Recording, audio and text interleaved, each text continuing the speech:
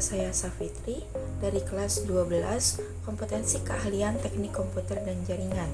Di sini saya akan mempresentasikan mengenai apa itu mengevaluasi Virtual Private Server atau VPS, bagian materi dari Administrasi Sistem dan Jaringan atau ASJ, dengan guru pembimbing yaitu Bapak Ahmad Faizal Amin, ST.MPD. Tonton terus video ini ya teman-teman, karena dengan menontonnya kalian bisa mengetahui, menilai, membandingkan, dan memahami mengenai terkait apa itu Virtual Private Server atau VPS.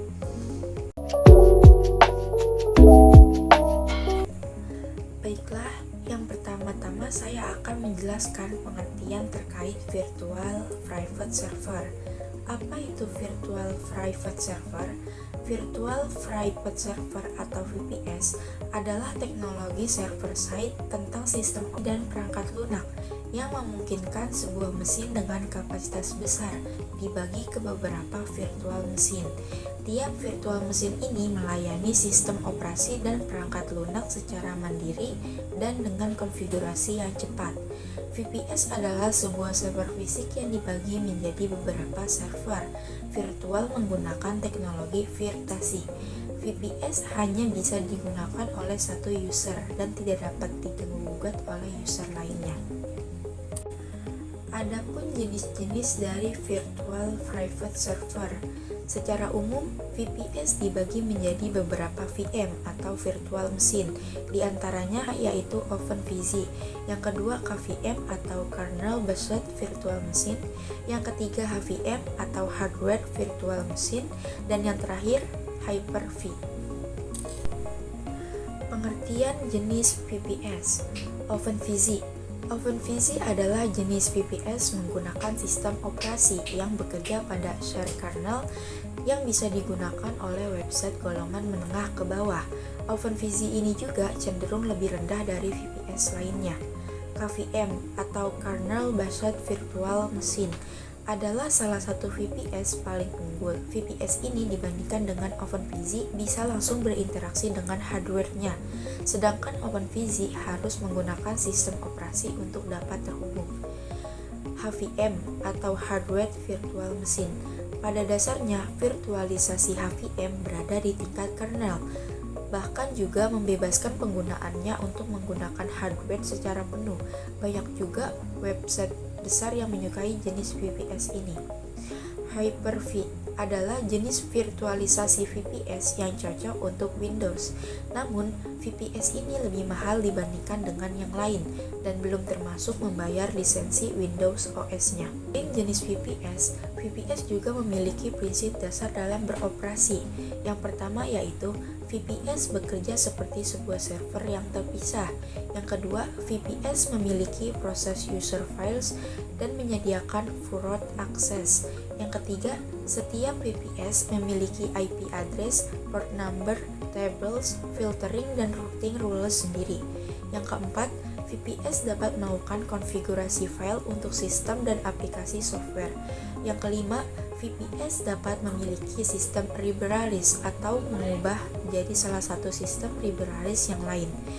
Yang keenam, setiap VPS dapat mendelete, add, modify file apa saja, termasuk file yang ada di dalam port, dan menginstal software aplikasi sendiri atau mengkonfigurasi root application software. Ada pula cara kerja Virtual Private Server atau VPS. Bagaimana sih cara kerja VPS? Cara kerja VPS sebenarnya cukup sederhana. Server fisik utama dipecah menjadi beberapa server virtual yang berfungsi secara independen satu sama lain. Setiap server virtual ini kemudian beroperasi seperti sebuah server fisik penuh yang dapat dibagi, diatur, dan dikonfigurasi sesuai kebutuhan penggunaannya. Secara teknis, pembagian sumber daya ini dilakukan menggunakan teknologi virtualisasi yang menciptakan lapisan virtual di atas sistem operasi server utama. Pada lapisan virtual ini, pengguna bisa menginstal sistem operasi sendiri, mengelola file, dan menjalankan aplikasi seperti pada server fisik biasa. Analogi Virtual Private Server atau VPS dapat kita analogikan sebagai berikut.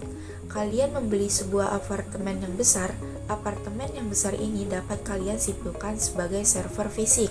Lalu, setiap kamar yang kalian huni dapat diberikan fasilitas sesuai keinginan penyewa. Dalam hal ini, VPS akan memberi resort yang nantinya akan selalu siap jika pengguna ingin menggunakannya.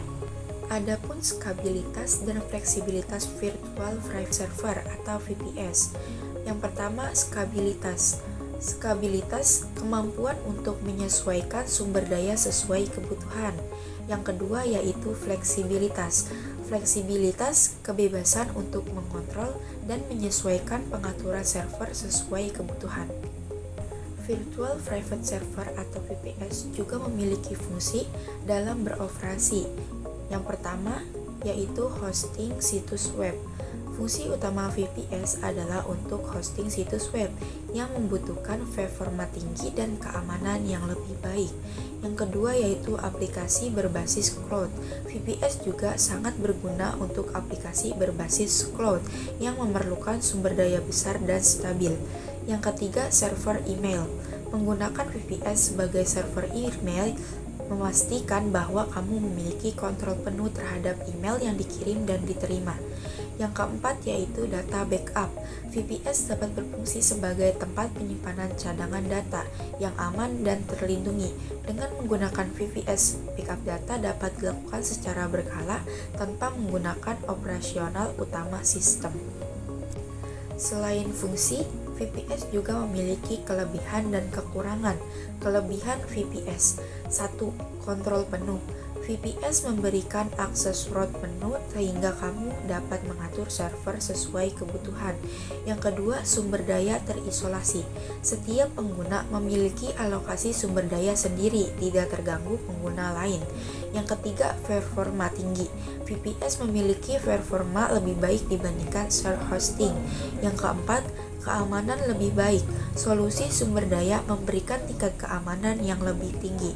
Kekurangan VPS: 1. Biaya lebih tinggi. VPS umumnya lebih mahal dibandingkan dengan shared hosting.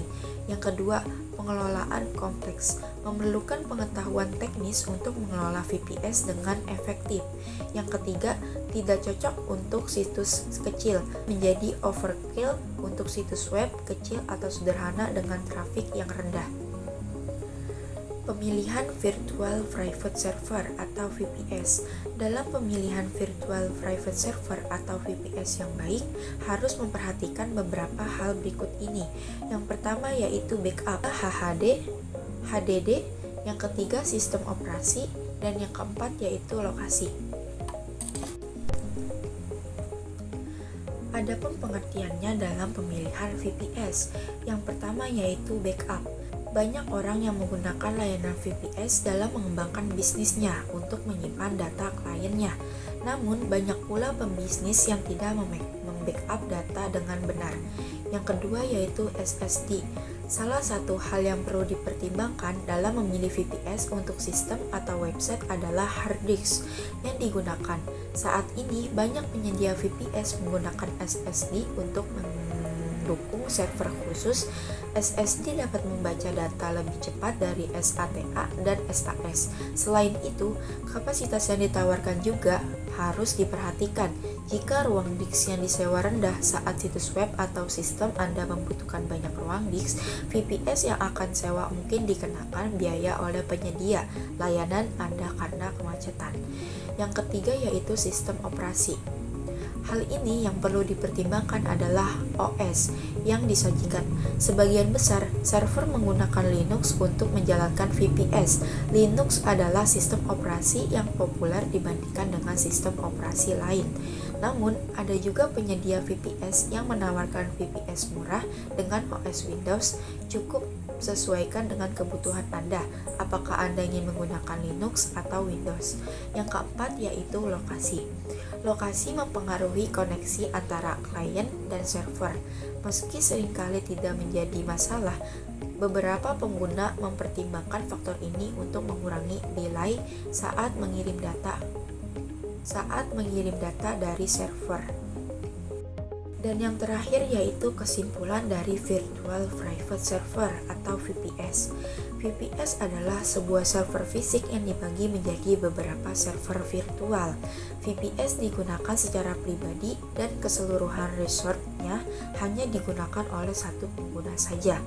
Jadi, VPS fungsinya menerima dan mengirimkan service kepada user di sini, dan pengguna akan mendapatkan respon dari VPS yang dimana berkaitan langsung dengan server dan memberikan file yang diminta tersebut melalui jaringan komputer atau internet. Sekian presentasi dari saya, kurang dan lebihnya saya memohon maaf. Sekian dan terima kasih.